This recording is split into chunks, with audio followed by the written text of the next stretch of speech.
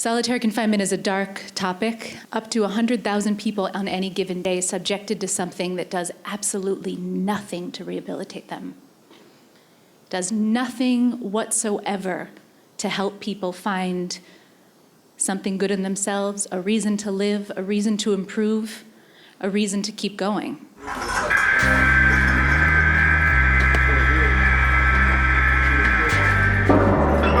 This is what they call a therapeutic cell. They put people in here to be able to, they're segregating them from the population. This is solitary confinement.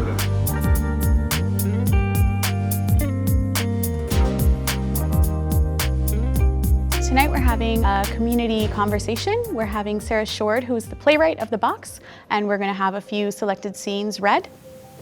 It's so wrong. Why aren't you able to go out in the yard like you used to? Well, how come you don't write me anymore? You know, I used to love your letters and the pictures that you would send me. It's just I'm not that good. Your writing is so beautiful. You could write a book. Then people will really know what goes on in here. So we're really talking about what solitary confinement does to the health of the folks, not only who are in solitary, but also to their families and to the well-being of the community.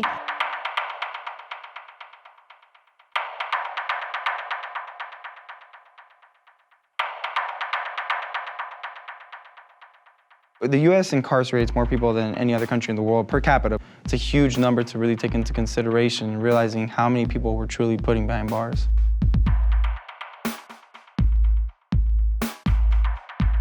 Seven years ago, I was living in the Middle East and working as a journalist, and I was captured and held by the Iranian government. And it gave me, a taste of the horror that is actually pretty routine in our prisons across this country. There's actual documents that prove the funding that CIA put into proving that solitary confinement is used as a torture mechanism. They put you in solitary confinement in Iran because they wanted to give you a Disneyland trip. They wanted to break you down. They wanted to make you suffer. But we use it on our kids. There's not one piece of evidence that shows that this is gonna make someone better in any way, shape, or form. What did I do? We call this a prison within a prison. I think the ideal is for audience members to have a much deeper understanding of who ends up in the deep end of our prison system, to see them as neighbors and friends, and potentially see themselves in the people that are really on the front lines of our system of mass incarceration and the injustice that has come to dominate that system. You feel like you're in the belly of the beast, like there is no escape, like the system completely swallows you and you don't know when you're gonna be spit out. You feel abandoned because where you eat is where you sleep and where you go to the restroom. Every time they locked me in that room where I didn't have anything to read, I didn't have any contact with my family,